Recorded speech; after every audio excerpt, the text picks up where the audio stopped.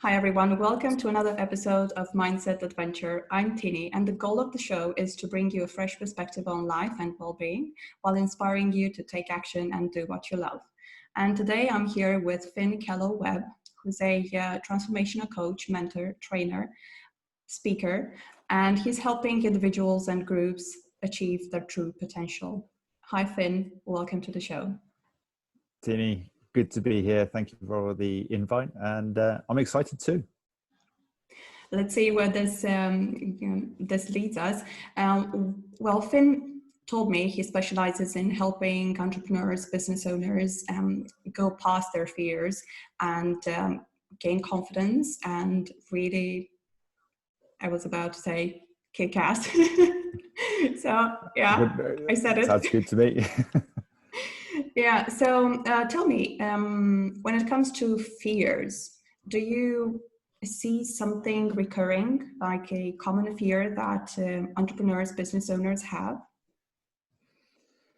Yeah, Tini, fear is a huge area and subject, and it impacts people in so many different ways. And I think fundamentally, fear is kind of at the source. It's the root cause of what stops us being fully authorized and self-expressed in our personal lives and in our business. And the way fear operates, it can stop people from showing up, doing presentations or speaking in public, scaling their business, starting their business, because it impacts their self-belief and their identity. It might be as a result of fear of failure, fear of success, fear of investment, all sorts of things. And I think the common issues, people see fear as something that is negative. And I personally think that fear is something to be embraced. Fear can fuel you. So I say fear can be fuel. It can ignite your passions. It can really be an instigator for something quite magical. And if you think about it, nations have formed alliances because they feared a common enemy. Medicines have been created and found because of the fear of disease and illness and death. People have invented things because there were, think about the cavemen, they invented spears to protect themselves because of fear of animals. So fear is a good thing. It's natural, it's part of life, and it's there to be understood. I think the thing with fear is that it's become too common in terms of how we blame it and use it as an excuse. And also the way our society and environment operates, fear really has become something that I think a lot of people are creating in their mind, and it's actually not real. So fear is essential to us. It keeps us safe, but fear, I think, has been put on steroids over the years to keep us from just doing and thinking different things. It's people don't understand how the mind and fear operate. And when you can understand how fear operates, you can really then start to dissolve your fears, not get away from them and overcome them, but dissolve the fears and understand how they're impacting your life and your business. I love it. And you've got me thinking about one thing. You said that we create fear in our mind, and I couldn't agree more, because a few months ago, I started doing live shows on Facebook, and before I hit that go live button, I would just have this build up. Oh my God, I'm going live. But I think that if I just were to take my phone out, hit live without thinking about it, it would just be fine. So that's me creating fear, right? Absolutely. A false expectation appearing real. So most people think that, and yes, it is real. You could feel it in your body. Okay, so that's real, but that was being created by your mind, because your mind is perceiving something that is uncomfortable, is not normal. And yeah, your body reacts faster than your mind. and that feeling of kind of overwhelm, and all those symptoms, those biological symptoms of fear are real, but people then assume or make the connection that this is really dangerous, because that's what the mind does. It wants to protect you. It just wants to keep you safe, and it wants to, what I call it, it's about keeping you in survival mode. But we're not meant for survival. We're meant to thrive. And when we understand how fear operates, then we can start accessing our potential to really thrive in life and in business. What made you decide to work with fear and with confidence? It was my journey. You know, I had, about 6 years ago, I was in my kind of dark place. I'd recovering from back surgery. My business had collapsed as I was a natural therapist, and I had 2 kids under 3, living in a converted garage. You know, finances were depleted, and I was thinking, why me? Why this? And it was check out or change. You know, I just wanted to escape, and I decided to change. So I really went to work on myself, and I realized, actually I was reading a great book by Anita, Dying to Know Me, and other sort of personal development people. I realized that my early childhood trauma, which was being attacked by a dog with rabies, had left emotional trauma in my body and mind that was unresolved. So I realized I was just living in fear all the time, fear of what people thought, what they said, fear of failure, fear of not being good enough, all of these things that were just going on in my head. And I realized that actually on the other side of my fears, there was courage. I had plenty of evidence of courage and confidence and boldness. I'd done some amazing things, traveled around the world twice, run safaris, successful teacher. And actually, when I started shifting my attention to what I had achieved and my strengths and the courage I had in me, then I realized that, there's a balance here, and fear and courage operate simultaneously. You don't need to just live with one. There is plenty of the other. So cultivate the courage and the confidence, which that helped me through. And I just started researching and discovering as much as I could about how fear affects people, and how to deal with fear. And I realized that basically it's the number one thing that keeps people feeling limited, feeling not enough. And how can we get the mind to start changing? So that's my kind of it's my passion, and ultimately it's always there. But when you understand it, then you can really dance with it, and you can use it to amplify your resources. Such an inspirational story. I didn't know that about you. Thank you.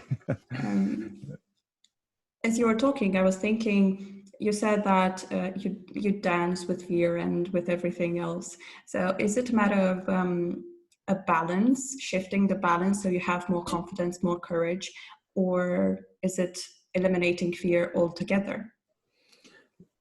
So that's a really interesting question, and I get asked this quite a lot. How do I get rid of fear? Well, my first thing is to say, don't focus on getting rid of fear, because it will always be there. It's part of us. It's there for a purpose. Fear is good. It's natural, and it's essential. But what is actually latching on to and making fear more prevalent is the way we think, and we create these perceptions of ourselves and scenarios and circumstances that are kind of exacerbating our lack of confidence and self-worth and courage. So my thing is that if you think you're going to get, if you're a business owner and you get over your fear and you scale your business to say 6 figures, and then you think, right, I want to take it to 7 figures, you're going to face different challenges and different types of fears. So it will always be there. But what I said, dealing with fear is a skill.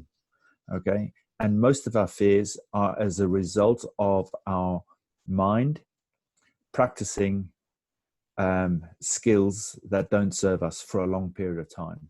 And we haven't been taught that. So we've literally just allowed the brain to kind of formulate its own patterns and programs. And most of that has come from conditioning. So from what we experienced as children at school, from our peers, from work environments, but also from our genetics. So the big thing for me to get across to people is that fear is natural and normal and good, but too much of it is not helpful. And when you realize that fear is a program, it's a pattern that has been imprinted like a virus into the mind, then you can start losing the emotional judgment and self-criticism. As when you realize that it's just a program that you can resolve and fix, and you can change the program, but it's not a representation of who you truly are. You weren't born fearful. Okay, you had a fear reflex to protect you. But if I opened you up, I wouldn't pull out fear and anxiety and doubt. It's a program. And all we need to do is we need to create new and better programs in the software. So my thing is to say to people is, you know, you get a new phone and you get a new computer with better software. So what about changing the software in your mind? And then you can access the experiences and the results that you really need and you really want and that you really deserve. That's an interesting analogy. Where would someone start if they wanted to change the software? How they go about it? To be really honest, get really courageous and brave and be very truthfully honest with yourself. So the first thing I did was I sat down and wrote down all of my fears. What was I scared of? The ones that were really real and the ones that were just thoughts.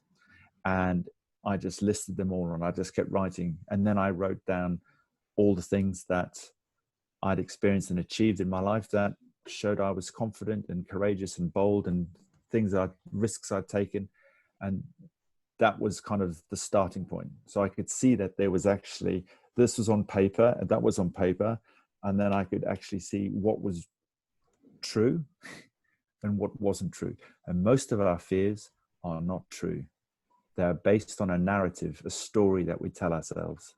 And when you are prepared to confront that and face that, and you don't have to dive back into the past because that's what the brain wants you to do. In the absence of not knowing the future, because we can't accurately predict the future, your brain uses past experiences and trauma to try and predict the future. And nobody's been into the future. So let's just get present. Let's be really present and aware of what's going on right now, okay? And see what is truly happening, what is real and what's honest. And then you'll see, actually, a lot of this stuff is just stuff that's going on in my head. I really love that with the past and the future, because we rely on our past experiences to create our future or to project something into the future, but it can change in a second. I mean, we can make a different choice, right? 100%. And I think this is probably one of the biggest issues, and certainly was my biggest challenge, was that I was using past experiences, past beliefs to really undervalue who I was and also undervalue what I was capable of. And deep down inside of me, I knew there was a lot of potential. This was something I kept coming back to. There's potential, but what is it? And is it my purpose? And is it teaching? And so I had a teaching career, and then I had my Alexander practice, and there was always just something more. But every time I kind of ventured into, what if, and could I do that? The mind was lying to me. It would go, don't be silly. You're not good enough. You're not clever enough. You're not determined enough. You don't have the right skill set, and those are all lies, and they're lies there because the mind wants to stop you from getting out of that survival mode, getting out of that comfort zone. And when you understand that you are flawed if you're using the past to try and create the future, So you've got to draw a line in the concrete, not a line in the sand, a line in the concrete, and go, right, this is now, this is me, right, this is what I want. I'm going to make sure that I have my awareness up, my awareness antenna up, that I'm not using the past to try and create the present or the future. And anybody is capable of actually of creating a fantastic future, irrespective of what happened in the past. One question about that.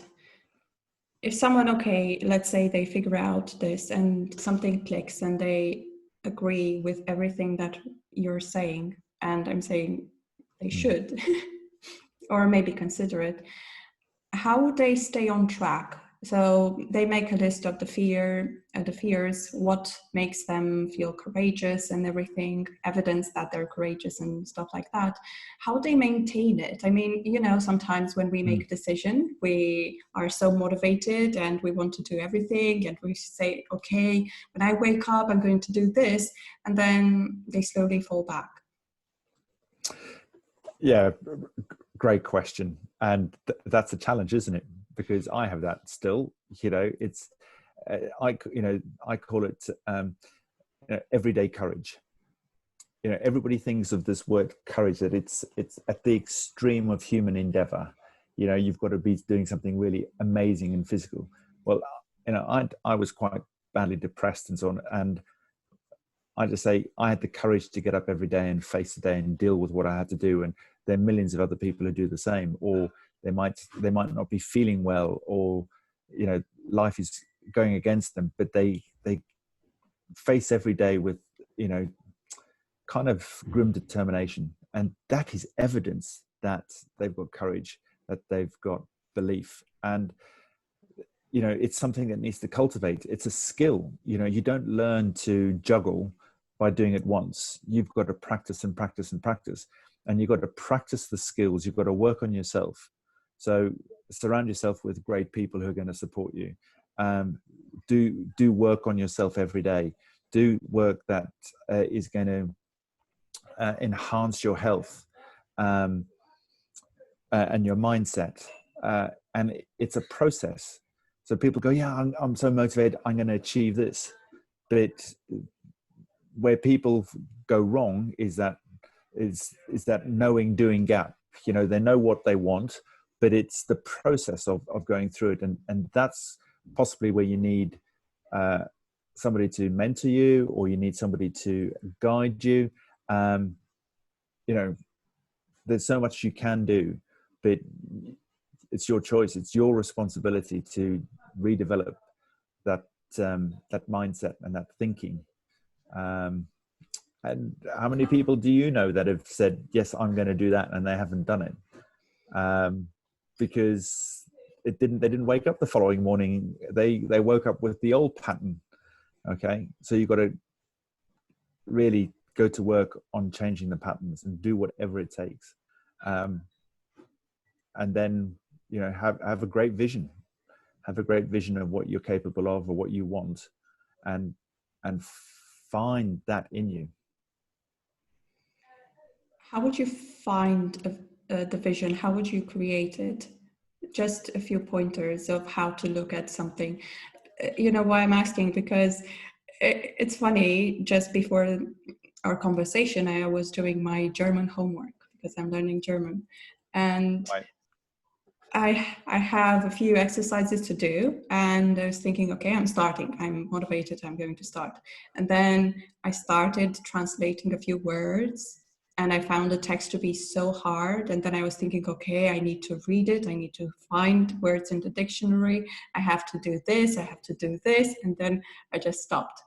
So for me, like vision, it has to be something so close, not so far back into the future, because otherwise I might not do it. Yeah, and I think the thing is that, you know, everybody's different. So I've explored all sorts of strategies and tools. So for me, it was, I sat down with a piece of paper and I just started writing. the big vision. And what I was, I tried goal setting and it never worked for me because they were the wrong type of goals. They weren't in alignment with me. So the key thing for me is to say to people, do you really want to achieve that? Do you really want to make that happen? And get clear on why you want to make it happen. What would your life be like? And what would the experience be like if you could make that happen? Then you're invested in it. But, you know, for me to sit down now and say, maybe start learning German, I've got no reason to do it, you know, unless I really, really wanted to do it. So my thing is always get in alignment with it, mind, body, and soul, you know, then you're far more likely to take the actions and make the commitment. And then I just say, you know, create some really smaller visions or some small little goals and set you know, some people can just latch onto a goal and go for it. I'm not like that. I've got to keep reminding myself and looking at it and create meaningful steps along the way. So I think it's different. It's taken me a long time of doing different things to work out what works for me. But I write my vision out every single day. Every single morning I sit down and write down my vision and what I want. And that kind of switches my sort of internal guidance system on. And then I might create little small projects or goals that I know are taking me towards that ultimate vision. So if your ultimate vision is to be able to speak 10 languages and fluently and just be renowned for that, then learning German will be a step towards that ultimate vision. So, but you've got to feel it. You know, I spent 2 years trying to create a business that I wasn't invested in. And they all said, set goals, set goals, set goals. And every single goal I set, I missed. That was really demoralizing. Okay. I wanted to ask you, why do you think that you did not reach the goals? Was it because you were not invested in the business, you didn't feel it? It wasn't for me. Yeah. I was chasing, I was doing it kind of out of desperation. I was looking for an additional income, was struggling. It was all about the money. It wasn't about me. It wasn't about what I could provide. There were elements of that. And yeah, when I decided that it wasn't for me, it was like a relief. It was just, oh my God, what have I been doing? And then when I started my coaching business and made the commitment to completely leave my Alexander business, as I was still doing that, you know, I could have this conversation with you for the next 3-4 hours because it comes from my heart. You know, I want to help and I want to serve. And so I know that irrespective of the outcomes, I'm doing something I'm passionate about and it's my purpose. I'm a teacher and I want to help people. So it's so congruent with what I'm here to do. So it's not an issue for me, but it's taken me a long time to find that. But I just want to say something about purpose here, because I think a lot of people get confused with purpose and their vision and so on. And they're looking for their purpose. I spent nearly 20 years looking for my purpose. I traveled around the world twice going to find my purpose. What was it? And I realized that my purpose is me. So my purpose is within inside of me. And when I bring that to any business or project or event, then I'm in alignment. So my purpose is, I bring my purpose to my business. I bring my purpose to my family. I bring it to my friends. I bring it to this conversation. That's my purpose. So my purpose is not outside of me. It's not doing something external to me. My purpose is me. It's being fully amplified as much as I can. And that's an ongoing project and goal. But when I bring my purpose to what I'm doing, then I'm in alignment, and it makes more sense, and it feels more fun and enjoyable and gives me more fulfillment. I love that, because so often we look for a purpose outside of ourselves. We put ourselves in so many situations. We try to experience as much as we can just so we can find the purpose that's just within us, waiting to be explored, just expressed. Yeah. And I think what people get confused with, they go, what is the purpose? You know, and it's so difficult to kind of pin it down. And when I kind of went, oh, it's me. And I just bring that to whatever I could. My purpose is multidimensional. And my purpose is just to show up every day in the world. My purpose is just to be as amplified as I possibly can be and help other people do the same. And that's so simple then. It doesn't become an intellectual function. It just becomes a very authentic, natural way of being and serving and creating. Yes, because I've been talking to a lot of people and they told me that they have multiple passions and they didn't know which one to choose. And at some point, I think they don't have to choose just one, just go with the one that's available and you can explore all of them. Because the passion is not necessarily the purpose, right? Which is within us. Yeah. Absolutely. Makes so much sense. Yeah, it does. But we're not taught this stuff, you know. You've got to go find it out for yourself, which in one way it's quite cool because it's exciting and it's adventurous. But I think we get really conditioned at school to kind of get very linear in our thinking and what we're going to do. And, this is what society this is how society operates and what it expects. So, it's kind of natural that people get trapped into that way of thinking, into that mindset. And I really admire people who go, this is my passion. This is what I want to do. And irrespective of everybody else, they start swimming against the tide and go and do it. I think it's such a valuable thing to learn from others. Yes, and I've seen people who just abandoned their careers. Like people would say they're crazy for abandoning amazing careers just to follow their passion. Yeah, amazing to see. But what an amazing life they live, because they're really experiencing all there is out there. And that's what I want to help. That's what I love helping people with, that transition between kind of the established norm and then making that break from an old business or an old career into something new is challenging and it's scary. And I've done that as well. But it comes down to a choice and it comes down to a decision. So make people, it's one thought, one decision, one action at a time. And when you boil it down to those three things, then it gets simpler, because what we get caught up is what if, and none of that is true because it's in the future or it's in the past. So just focus on being in the present, follow your heart, follow your soul. And as I say, the universe will catch you. I love it. Thank you so much. Thank you so much. Where can people find you if they want to connect with you? So I'm on Facebook. They can just do a search on Facebook. I've got a private group called Amplify You and Your Results.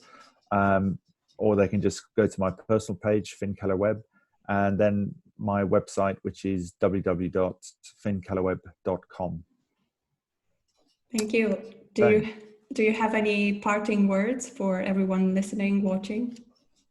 My only parting word is, you weren't born fearful. You were born courageous.